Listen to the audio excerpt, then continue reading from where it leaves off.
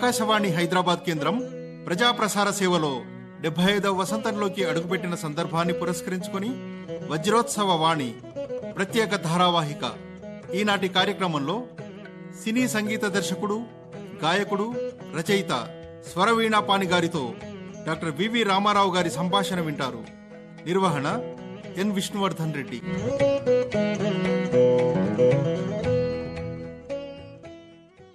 శ్రోతలకు నమస్కారం. ఆకాశవాణి హైదరాబాద్ కేంద్రానికి సుదీర్ఘ చరిత్ర ఉన్నది.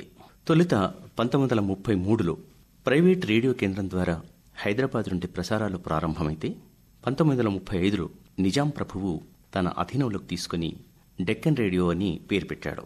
హైదరాబాద్ సంస్థానం 1948లో భారతదేశంలో విలీనమైన తరువాత డెక్కన్ రేడియో కేంద్రం 1950 ఏప్రిల్ 1వ తేదీన ఆల్ ఇండియా రేడియో హైదరాబాద్ కేంద్రంగా మారింది. అంటే హైదరాబాద్ కేంద్రానికి సంబంధించినంత వరకు ఈ 2024 వజ్రోత్సవ సంవత్సరం. ఒక్కసారి గతంలోకి తొంగి చూస్తే ఆకాశవాణి హైదరాబాద్ అభ్యున్నతికి కృషి చేసిన ప్రసార ప్రముఖులు ఎందరో మన స్మృతి పథంలోకి వస్తారు. సామాజిక మాధ్యమం లేని ఆ రోజుల్లో, అంటే 1950 నుండి దాదాపు 1990 వరకు రేడియో ఆబాలగోపాలానికి ఆత్మబంధువైందన్న మాట అక్షర సత్యం. ఈ నేపథ్యంలో విభిన్న రంగాలలో తమ జీవన ప్రస్థానాన్ని సాగిస్తూ ఆకాశవాణితో అనుబంధాన్ని కలిగిన ప్రముఖులతో సంభాషించి వారి అనుభవాలు, అనుభూతులు, వైయక్తిక జీవన చిత్రాన్ని ఆవిష్కరించే దిశలో ఈరోజు సినీ సంగీత దర్శకుడు, గాయకుడు, రచయిత, Akashvani A grade music composer Shri Swaraveenapani గారు ఆకాశవాణి స్టూడియోలో ఉన్నారు. స్వరవీణాపాణి గారికి ఎన్నో ప్రత్యేకతలున్నాయి. ఆయన తొలుత న్యాయవాది, అనంతరం సంగీత వేది, ప్రాక్ పశ్చిమ సంగీతాల వారధి, నిరంతర సంగీత పరిశోధన సారథి, సప్త స్వరావధాని, సంగీతమే తపస్సుగా భావించి సాగుతున్న స్వరజ్ఞాని, ప్రపంచ సంగీత మూలాలైన భారతీయ, కర్ణాటక శాస్త్రీయ సంగీత పునాదులైన 72 మేళకర్తలపై విశేష కృషి చేసి ఎందరో మహామహోపాధ్యాయుల ఆశీస్సులందుకుని, మద్రాస్ మ్యూజిక్ అకాడమీ వారి ప్రశంసలందుకుని, లండన్ మహానగరంలో గాంధీజీ బారిస్టర్ చదువుకున్నప్పుడు ఉన్న వీధిలో ఆయన ప్రార్థనలు చేసిన మందిరంలోనే నిరాఘాటంగా 72 మేళకర్త రాగాలను కీబోర్డుపై వాయించి Guinness book of world record పొంది జాతిపిత మహాత్మాగాంధీ 150వ జయంతి నాడు గాంధీజీకి అంకితం చేసి ప్రపంచ సంగీత చరిత్రలో భారతీయ సంగీత ప్రత్యేకతను చాటి చెప్పి ఒక నూతన అధ్యాయాన్ని నెలకొల్పిన తొలి తెలుగువాడు. పిబి శ్రీనివాస్ గారు మొదలు పివి నరసింహారావు గారి వరకు వీరిని అభిమానించారు. ఆంధ్రప్రదేశ్ నుండి అమెరికా వరకు వీరి కృషిని పలువురు అభినందించారు. ఈరోజు స్వరవీణాపాణి గారితో సంభాషించి వారి స్వర జీవన ప్రస్థానం గురించి తెలుసుకుందాం. నమస్కారం సార్, మీకు ఆకాశవాణి స్వాగతం. శ్రీ మహాసరస్వతి నమః. ఆకాశవాణి శ్రోతలందరికీ నా హృదయపూర్వక నమస్కారాలు. సార్, స్వరవీణాపాణి అనేదే మీ కలం పేరా, లేదా మీకేమైనా అసలు పేరుందా? చాలా మందికి కలం పేరు ఉంటుందండి, నాకు కళాల పేర్లు వచ్చినాయండి. అసలు పేరు ఓగేటి నాగ వెంకట రమణమూర్తి. మా నాన్నగారు పెట్టిన పేరు, అంటే వాళ్ళ నాన్నగారి పేరు అది. ఓగేటి వెంకటరమణయ్య గారు వాళ్ళ నాన్నగారి పేరు, దాన్ని కాస్త మాడిఫై చేసి రమణమూర్తిని పెట్టారు. తనికెళ్ల భరణి గారు నాకు వీణాపాణి అని పేరు పెట్టారు. పట్టుకొని చూద్దామనే సినిమాలో శివనాగేశ్వరరావు గారు నన్ను అడిగారు పేరు మార్చండి అంటే. ఎదిగిన తర్వాతే మీకు పేరు మారింది? సినిమా రంగంలోకి వచ్చినప్పుడే తొలి సినిమా పరిచయం తోటి పేరు మారిందండి. దానికి తనికెళ్ల భరణి గారు పెట్టిన పేరు వీణాపాణి. అయితే జనార్దన మహర్షి గారు ఆయన శిష్యులు, వారితో నేను సినిమాలు చేశాను. కె విశ్వనాథ్ గారు, బాలసుబ్రహ్మణ్యం గారు చేసినటువంటి దేవస్థానం సినిమా వారే నిర్మాత, జనార్దన మహర్షి గారే డైరెక్టర్. ఆయనకి మళ్ళీ నా పేరు మార్చాలనిపించింది. అయ్యా మీ ఇష్టం, మీ గురువు గారు వీణాపాణి అన్నారు, మీ ఇష్టం వచ్చినట్టు మార్చుకోండి, అభ్యంతరం లేదన్నాను. భగవంతుడు ఆయన ఒక కొత్త విషయం చెప్తున్నాను మీకు, అది ఎవరికి ఇంతవరకు ఇట్లా చెప్పలా. స్వర అని యాడ్ చేశారు ఆయన, స్వర వీణాపాణి. ఆయన ఏమంటారంటే, ఎందుకు యాడ్ చేశారంటేట, ఇళయరాజా 5 అక్షరాలటండి, స్వర వీణాపాణి 6 అక్షరాలట. ఇళయరాజా గారి కన్నా ఈ రంగంలో మీరు ఏమాత్రం తక్కువ కాదు. నాకు ఆయన్ని అభిమానించే వ్యక్తిని నేను. కనీసం నా తృప్తిగా పేరులో మీకు ఒక అక్షరం ఎక్కువ పెట్టుకోవాలని 5 అక్షరాలు ఇళయరాజా గారి పేరైతే, ఇది మొన్న అమెరికాలో ఒకళ్ళు అడిగారు ఇంటర్వ్యూలో, అందుకోసం ఆయన అడిగా. ఆయన చెప్పారు అందుకని స్వర వీణాపాణి పెట్టానన్నారండి. సో మీ పేరు వెనుక చాలా స్వర చరిత్ర ఉంది. వీణాపాణికి భరణి గారు పొద్దునే పూజ చేసుకుంటూ వస్తూ సంగీతం నేర్చుకుంటున్న రోజుల్లో వరవీణ మృదుపాణి చదువుకుంటూ వచ్చి వరవీణాలో వీణ అండి, మృదుపాణిలో పాణి, మీ పేరు వీణాపాణి అన్నారు. చాలా సంతోషం సార్. అయితే మరి రేడియోతో, ఆకాశవాణితో మీ చిన్నతనం నుంచి మీ అనుబంధాన్ని, స్వరబంధాన్ని తెలియజేయండి. నిజంగా అండి, ఇప్పుడు మీరు ఇందాక వచ్చి కూర్చున్న దగ్గర నుంచి నాకు వస్తున్న ఆలోచనలు ఏంటంటే, మొట్టమొదటి ఆల్ ఇండియా రేడియో ప్రారంభం ఎలా జరిగిందంటే, గుంటూరులో మా ఊర్లో చదువుకుంటున్న రోజుల్లో గుంటూరులో పాటల పోటీలు పెడితే శృతి పెట్టి తీసుకుని నేను పాటల పోటీకి వెళ్ళాను. వెళితే మల్లిక్ గారు వారు జడ్జి ఆ రోజు మాజేటి గురవ స్కూల్లో. నాకు ప్రైజ్ ఇవ్వలేదు. అంత అయిపోయిన తర్వాత పిలిచారు నన్ను ట్రావోయని. ఏమో నీ ధైర్యం, నీ శృతి పక్వత బాగుందో, శృతి పెట్టుకొని ఎవరూ పాడలేదు ఇక్కడ పాట, నువ్వు శృతి బద్ధంగా పాట మొత్తం పాడావు, నీకు నేను ప్రైజ్ ఇవ్వలేకపోయినాను, కానీ అభినందిస్తున్నాను, ఆశీర్వదిస్తున్నాను, నువ్వు సంగీతంలో బాగా ఎదుగుతావు అని నన్ను మొట్టమొదట ఆశీర్వదించిన వ్యక్తి మల్లిక్ గారండి. అప్పుడు ఎంత మీ వయసు? అప్పుడు నేను 5వ తరగతో 4వ తరగతి. చిన్నవారే. అంటే మీ స్వస్థలం రావెల, గుంటూరు దగ్గర. మీ అమ్మ నాన్నలు ఏం చేసేవారు? మా నాన్నగారు లక్ష్మీ నరసింహ శాస్త్రి గారు, ఆయన సంగీత విద్వాంసులు. నాన్నగారి దగ్గర సంగీతం నేర్చుకున్నాను. అమ్మగారు కూడా? అమ్మగారు నాకు ఈ స్థాయికి రావడానికి అమ్మ కారణం, ఎంకరేజ్ చేయటం. మా గ్రామంలో ఎవడొచ్చినా ముందు వాళ్ళ రాత్రిపూట కూడా పిలిచి వాళ్ళందరికీ నేను హార్మోనియం ప్లే చేస్తూనే ఉండేవాడిని. మా అమ్మగారు వచ్చిన వాళ్ళందరికీ ఉప్మాలు, కాఫీలు, టిఫిన్లు, పంతులు గారి ఇంటికి వెళ్తే చాలు రాత్రిపూట ఆవిడ పెడుతూ ఉంటుందో తినొచ్చు అని చెప్పేసి ముందు నా దగ్గరికి వచ్చేవాళ్ళు. ఇదంతా ఇప్పుడు మా నాన్నగారు ఊళ్ళో లేనప్పుడు ఆయన ఉండి హార్మోనియం వాయించడం, సంగీతం వస్తుంది ఊరు కూడా ఆయన లేనప్పుడు మనం పద్యాలు, పాటలు అన్ని ప్రాభం అంతా చూపించాం. మీరు ఒక్కరేనానండి సంతానం? మేము 5 అండి. అన్నదమ్ములు 2, చెల్లెళ్ళు 3. అన్నయ్య గారు రామకృష్ణ గారు, ఆయన ఎంఆర్ఓ గారు రిటైర్ అయినారు. ఆయనకి నాన్నగారు మొదలు పెట్టారు, నాకు మొదలు పెట్టారు, 3 చెల్లెళ్ళకి మొదలు పెట్టారు. కొనసాగింపు మాత్రం మరి ఈ సంగీతంలో పడి మీ విద్యాభ్యాసాన్ని ఏమన్నా పక్కకు పెట్టారా, లేదా అది కూడా కొనసాగించారా? ఈ నాన్నగారు ఎంత గొప్ప వ్యక్తి అంటేనండి, ఎప్పుడు ఆయన ఎందులో ఎవరిని ఇన్సిస్ట్ చేయరు. ఆయనకున్న గొప్ప లక్షణం, నువ్వు సంగీతమే పట్టుకొని ఉండమని గాని, సంగీతంలో నేను శ్రద్ధంత పెట్టమని గాని ఏ రోజు ఆయన అడిగారుగానండి. నా మనోఫలకం మీద ఉంది కాబట్టి ప్రతిరోజు నేను హార్మోన్ వాయించాల్సిందే. ఎంత చదువుతున్నా ఎక్కడున్నా ఇదే నాకు గతిగా జరిగిపోయిందండి జగతిలో. అందుకని ఇప్పటికీ నాకు శాశ్వతంగా అన్ని వదిలేశాను. బీకామ్ చదివాను, బిఎల్ చదివాను, ప్రాక్టీస్ చేశా, కానీ శాశ్వతంగా మిగిలింది ఏంటంటే సంగీతం, స్వరం. అది నాన్నగారు ఇచ్చిన పూర్వజన్మ ఫలం అండి. ఆయనే నా గురువు. అక్షరాలు ఆయనే నేర్పారు, సంగీత అక్షరాలు ఆయనే నేర్పారు. మళ్ళీ ఒకసారి రేడియో ప్రపంచంలోకి వచ్చేస్తే, మీ చిన్నతనంలో రేడియో వినేవారా? ఆనాటి సంగతులు కొంచెం చెప్పండి సార్. రేడియో వినేవారా అనే కన్నా నన్ను దత్తత తీసుకున్నారు తల్లిదండ్రులు. వాళ్ళకు ఒక రేడియో ఉండేది, ఫిలిప్స్ బ్యాటరీ ఇంత ముద్ద ఉండేది ఒక. వాళ్ళ ఇంటికి సాయంత్రం అయ్యేసరికల్లా చుట్టుపక్కల జనం మొత్తం వస్తారు. శనివారం అయితే నిండిపోతారు. శనివారం, ఆదివారం ఒక సంక్షిప్త శబ్ద చిత్రం అని వచ్చేది. అవునండి, రేడియోలో. అవును. ఇక అది వినటం కోసం ఎంతమంది వచ్చి కూర్చుంటారంటే, ఆయన గ్రేట్ గా అదేదో ఇట్లా ఉంటుంది, చిన్నది ఇంత లావుగా ఇలా తిప్పేది ఉంటుంది, కింద నాబ్ ఒకటి ఉంటుంది, ముద్ద బ్యాటరీ, దానికి కనెక్షన్ ఇవ్వాలి, పిల్లి బొమ్మ ఉంటుంది. ఆయన అక్కడ పెట్టుకొని కూర్చుంటే స్టైల్ గా అలా నోళ్ళు తెచ్చుకొని చూస్తుండేవాళ్ళం. ఎందుకని నేను ముందే ఉండాలి, శబ్దం మిస్ అవ్వకుండా ప్రతి అక్షరం వినాలని ధ్యాసతోటి మిందవుతే. ఆ సినిమాని నాకు ఇప్పటికీ ఎంత ఆశ్చర్యం అంటే, కన్సిస్ట్ చేసి అర్థం కాకుండా చేసేవాడు కాదు, భావయుక్తంగా సినిమా చూసిన దానికన్నా 3 గంటలు దానికి చేస్తే అలా లీలమైపోయి అలా నోరు తెరుచుకొని చెవి అక్కడ పెట్టుకుని పంకించుకుంటూ వినేవాళ్ళం అండి. అది అలానే ఆ మ్యూజిక్ పూర్వం ఎంత సింబాలిక్ అంటే, వ్యవసాయదారుల కార్యక్రమం అంటే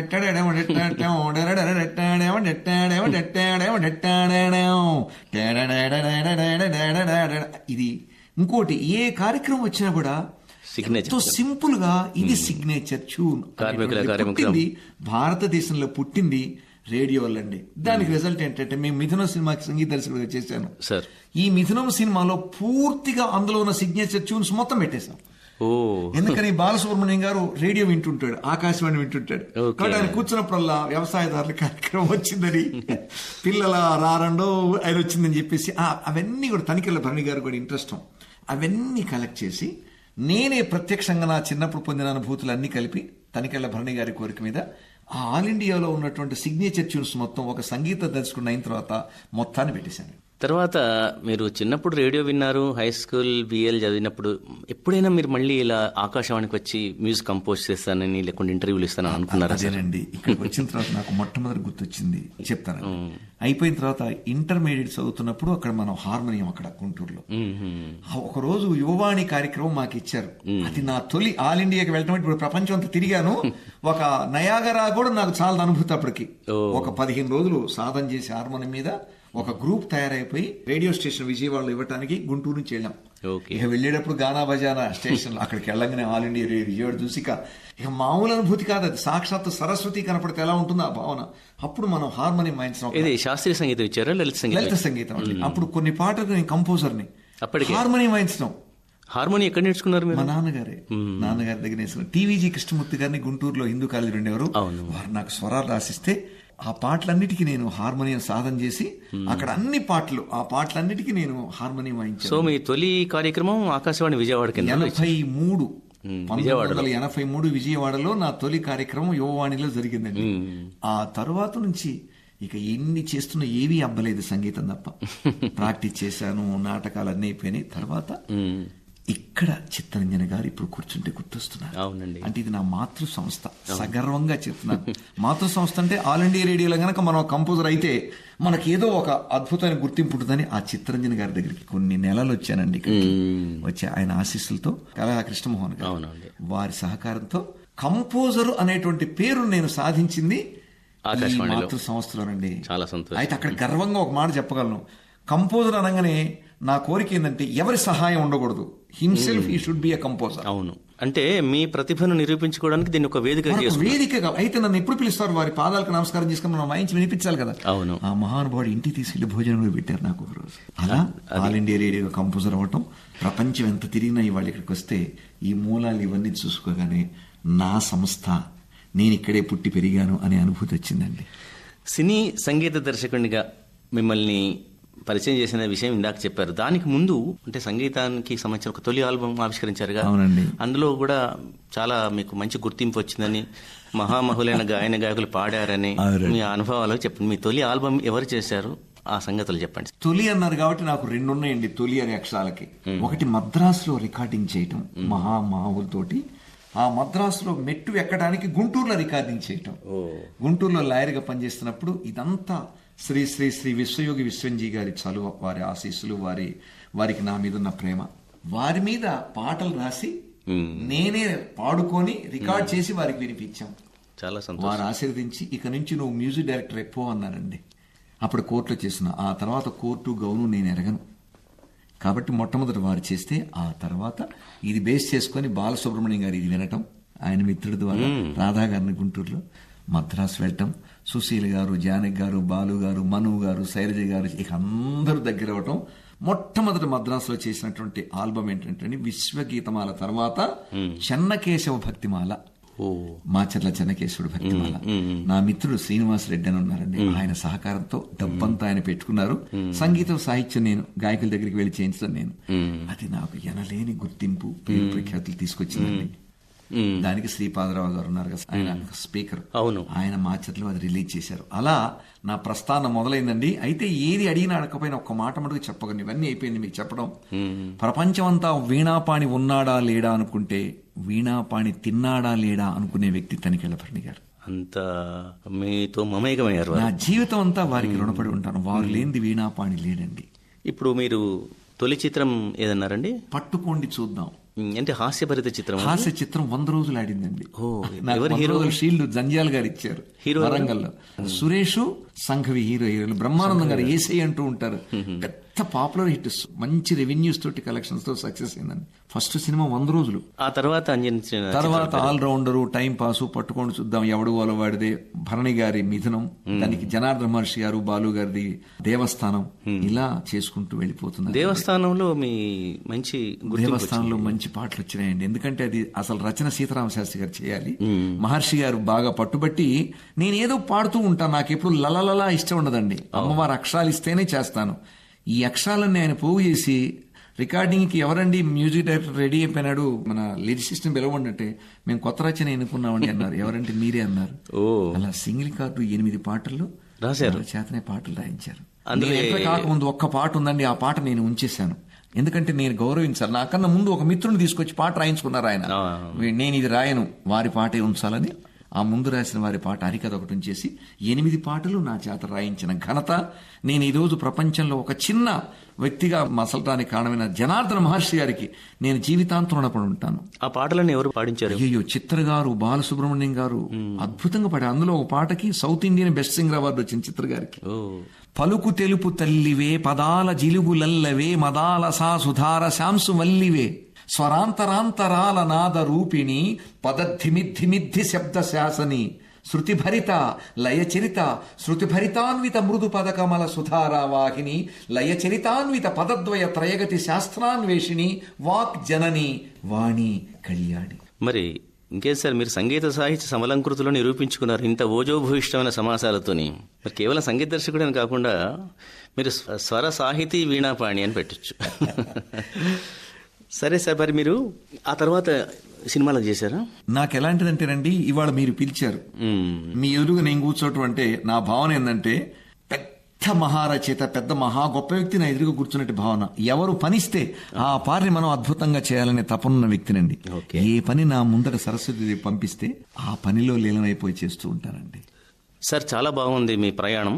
మరి మీరు కర్ణాటక శాస్త్రీయ సంగీతంలో చేసిన ప్రయోగాలు, పరిశోధనలు మా శ్రోతలకి అంటే ప్రయోగాత్మకంగా వినిపిస్తారా? తప్పకుండా అండి. మీరు ఏం చేశారో చెప్పండి ముందు, తర్వాత మీ స్వరం వినిపించండి. తప్పకుండా అండి.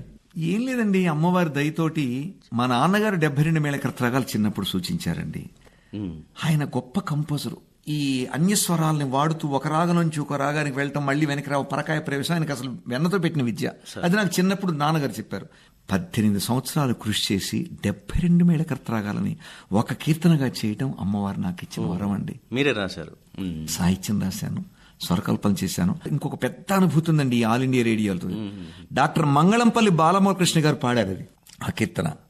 అలానే ఆ తర్వాత మోహన కృష్ణ గారు ఉన్నారు కదా, మంగళంపల్లి గారి శిష్యులు, వారు 72 మేళకర్తరాగాల కీర్తన పాడారు. అలానే డాక్టర్ డి శేషాచారి గారు 72 మేళకర్తరాగాల కీర్తన పాడారు. కాబట్టి నా ఎదుగుదలలో ప్రధానమైన 72 మేళకర్తరాగాలు పాడిన వాళ్ళు ముగ్గురు ఆల్ ఇండియా రేడియో వారే. ఇప్పుడు మీరు వినిపించబోయే గీతం అదే 72. నేను వినిపించబోయే 2 చేశానండి. ఒకటి 6:30 నిమిషాల్లో స్వరకామాక్షి అని, అది ఎక్కువ చోట్ల చేస్తూనే ఉన్నా. మీకు ఒక ప్రత్యేకత ఇస్తాను. అదేంటంటే 3:30 నిమిషాల్లో 72 మేళకర్తరాగాల యొక్క స్వరస్థానాలు మొత్తం తెలుపుతూ కనకాంగి అనే రాగాన్ని కనకాంగి రాగంలోనే పాడటం, రత్నాంగి అనే రాగాన్ని రత్నాంగి రాగంలోనే పాడటం. ఇది పిల్లలకి రేపటి తరానికి అద్భుతంగా ఉపయోగపడుతుందండి. అది నిడివి మొత్తం 3:30 నిమిషాలే. ఇప్పుడు మీకు అది పాడి వినిపిస్తానండి. సరేనండి. ఇందు నేత్ర అగ్నివేద బాణ ఋతు ఋషి వసు బ్రహ్మదిశి రుద్ర ఆదిత్య కనకాంగి రత్నాంగి గాన మూర్తి వనస్పతి మానవతి తానరూపి సేనావతి హనుమ తోడి ధేనుక నాటక ప్రియ కోకిల ప్రియ రూపవతి గాయక ప్రియ వకుళ భరణం మాయమాళవ కౌళ చక్రవాకం సూర్యకాంతం హాటకాంబరే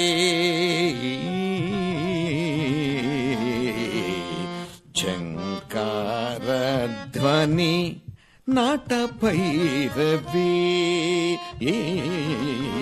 కీరవాణి కరహర ప్రియా గౌరీ మనోహరి వరుణా ప్రియా మారరంజని చారు కేసీ సరసాంగి హరికాంభోజీ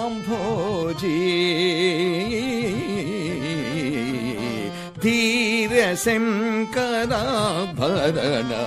నాగ యాగా నందిని యాగా ప్రియా రాగవర్ధని గాంగేయ భూషణి వాగధీశ్వరి శూలిని చలనాటా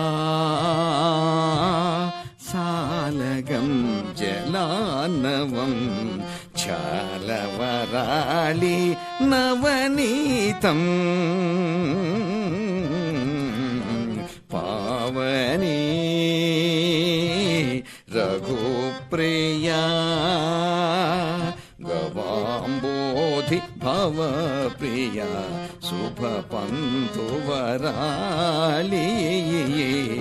షడ్విధమార్గిణి సువర్ణాంగి దివ్యమణి ధవళాంబరీ నామనారాయణి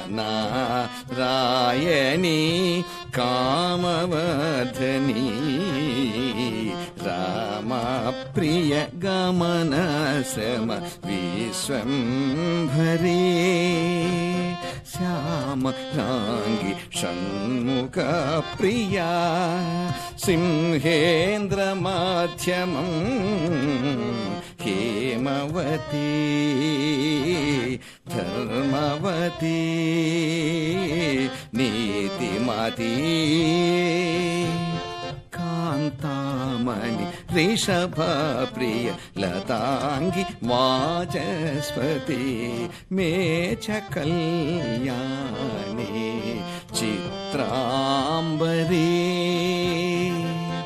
సుచరిత్రా జ్యోతి స్వరూపిణి ధాతువర్ధని నాసికా భూషణి కోసలం రసిక ప్రియా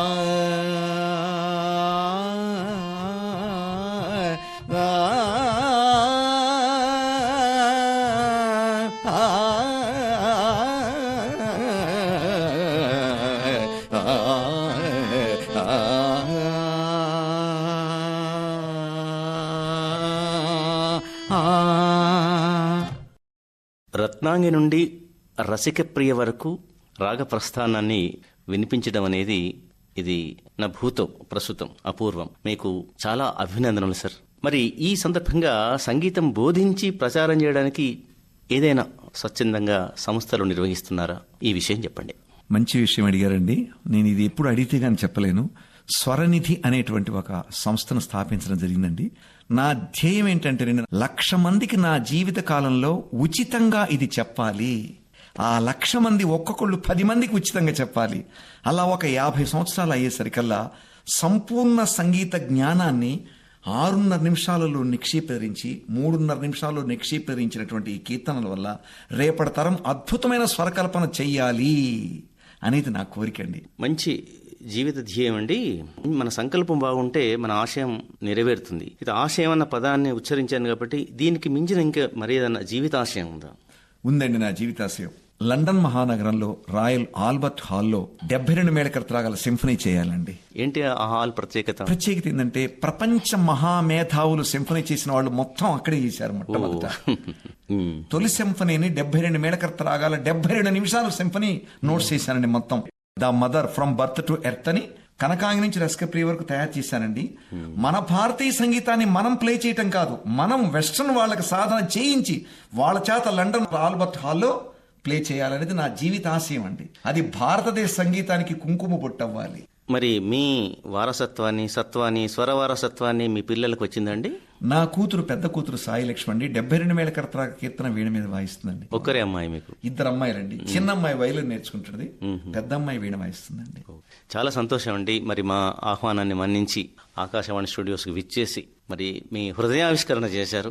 అంతేకాకుండా అపూర్వమైనటువంటి ఒక ప్రయోగం 72 మేళకర్త రాగాలను మీరే సాహిత్యం కూర్చి 3.5 నిమిషాల్లోనే సమర్పించి, అంటే ప్రజల్లో సంగీతం అనేది ఒక నాద చికిత్సగా ఉపయోగపడాలనే సదాశయంతో మీరు చెప్పడం చాలా సంతోషం. మీ ఆశయం కూడా ఫలిస్తుందని ఆశిద్దాం. శ్రోతల పక్షాన, ఆకాశవాణి పక్షాన నమస్కారం, ధన్యవాదాలు సార్. ఇంత చక్కటి కార్యక్రమాన్ని నిర్వహించినందుకు ఆకాశవాణి వారికి నా హృదయపూర్వక నమస్కారాలు తెలియజేసుకుంటూ, ఎందరో మహానుభావులు, ధన్యోస్మి. మీరింతవరకు ఆకాశవాణి హైదరాబాద్ కేంద్రం ప్రజాప్రసార సేవలో 75వ వసంతంలోకి అడుగుపెట్టిన సందర్భాన్ని పురస్కరించుకొని వజ్రోత్సవ వాణి ప్రత్యేక ధారావాహిక ఈనాటి కార్యక్రమంలో సినీ సంగీత దర్శకుడు, గాయకుడు, రచయిత స్వరవీణాపాణి గారితో డాక్టర్ వివి రామారావు గారి సంభాషణ విన్నారు. నిర్వహణ ఎన్ విష్ణువర్ధన్ రెడ్డి. ఈ కార్యక్రమం ఆకాశవాణి హైదరాబాద్ కేంద్ర సమర్పణ.